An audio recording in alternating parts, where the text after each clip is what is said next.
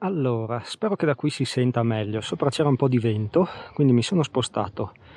Questa è la creta di Collinetta, la cima che ho raggiunto oggi, a confine tra Italia e Austria.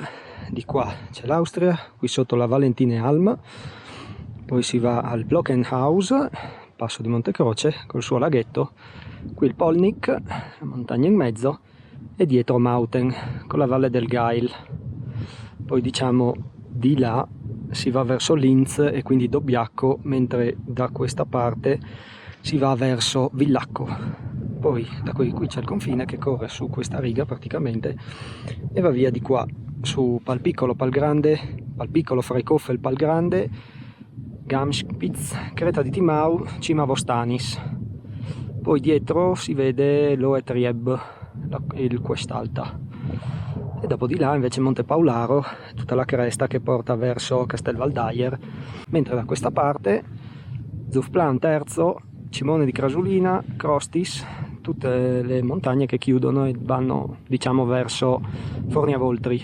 Laggiù c'è il rifugio Marinelli, che è proprio qui, forse non si vede, cioè io lo vedo bene, c'è il Marinelli e dopo tutto il vallone che sempre porta giù verso Passo di Montecroce. La cima oggi l'ho raggiunta attraverso la galleria del Cellon.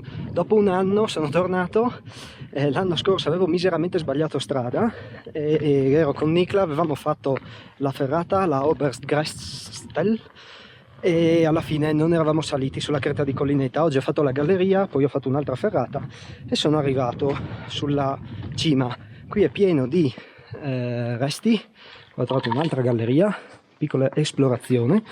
Questa è una cima italiana, c'era l'esercito italiano, mentre gli austriaci erano sotto sullo spallone Schulter e avevano costruito la galleria che ho percorso all'andata per rifornire le truppe che stavano appunto sullo spallone in maniera da proteggere i rifornimenti dai bombardamenti che arrivavano dal Palpiccolo, che era una cima italiana. La creta di Collinetta era molto importante perché domina sia la valle diciamo a destra che quella a sinistra del passo di Montecroce.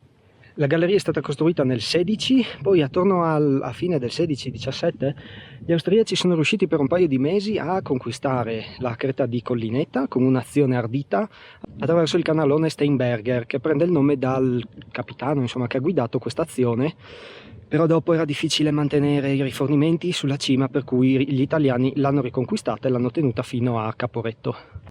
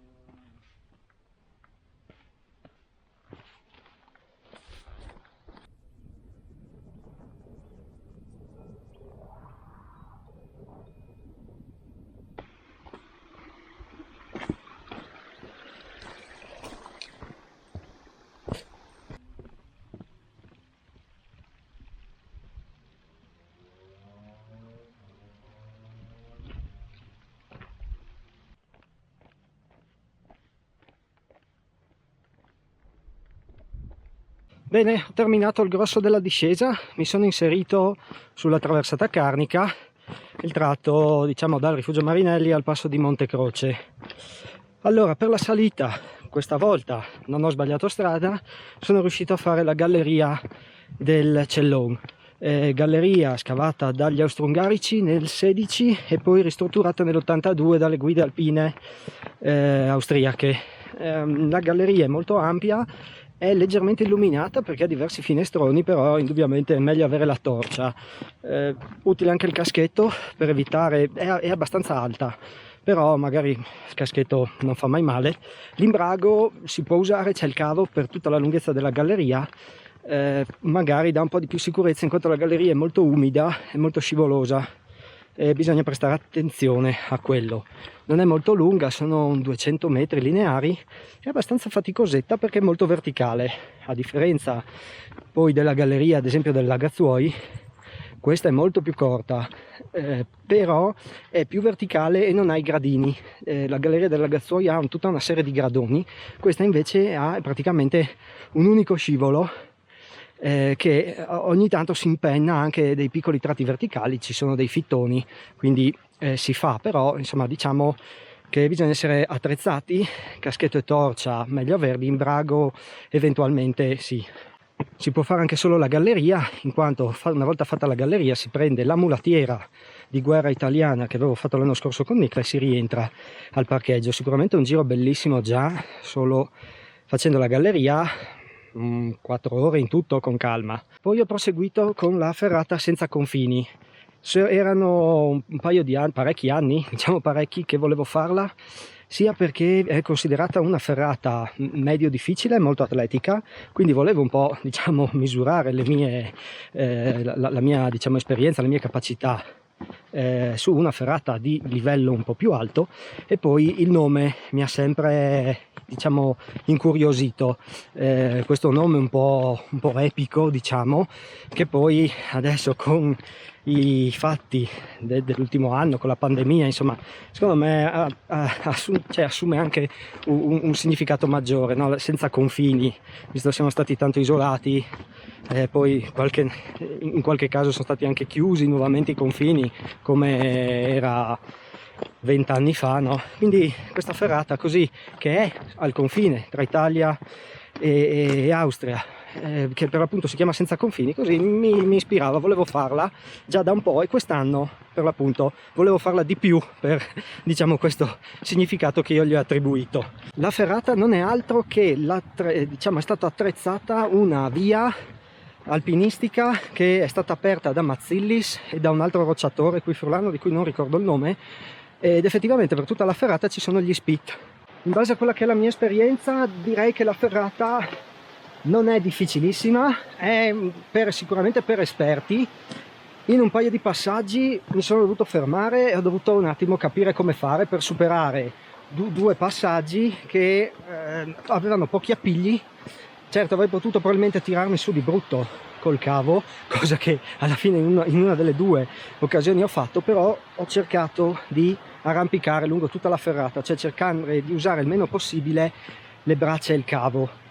Se si fa con calma, io ci ho messo 1 ora e 40 a farla, si riesce, si arrampica in molti punti, e le braccia alla fine io non le ho usate più di tanto. Ci sono dei tratti dove effettivamente è atletica, ci sono dei fittoni molto lunghi, quindi in alcuni casi bisogna trazionarsi con il cavo, però se si studia bene la roccia, gli appigli, si possono mettere i piedi e si spinge un sacco con i piedi. Io non ho avuto problemi con le braccia, solo dopo quel tratto che ho dovuto, perché non riuscivo a passare, tirarmi su di forza, avevo un po' le braccia indolenzite, ho un rinvio, mi sono assicurato a un piolo e sono rimasto un attimo appeso, ho tenuto le braccia giù e 2 minuti e sono ripartito. Quindi sicuramente una ferrata per esperti. Se sei esperto la fai senza problemi, un po' di allenamento, ma veramente nessun problema nel farla, e ci si diverte molto, è veramente molto divertente. Ci sono dei punti un po' esposti che rendono un po' più adrenalinica la salita, ma davvero divertente. Se vai in montagna, se fai ferrate, te la consiglio, perché la salita è super e poi si arriva in cima e il panorama dalla cresta di Collinetta è fantastico. Quindi spero che il video ti sia piaciuto. Sotto in descrizione ti lascio la traccia del giro, la metto su Strava, poi magari ti metto anche un paio di note storiche sulla zona, sulla galleria e cresta di Collinetta. Se ti capita, ti ripeto, secondo me è giro da fare, assolutamente, molto bello, consigliato.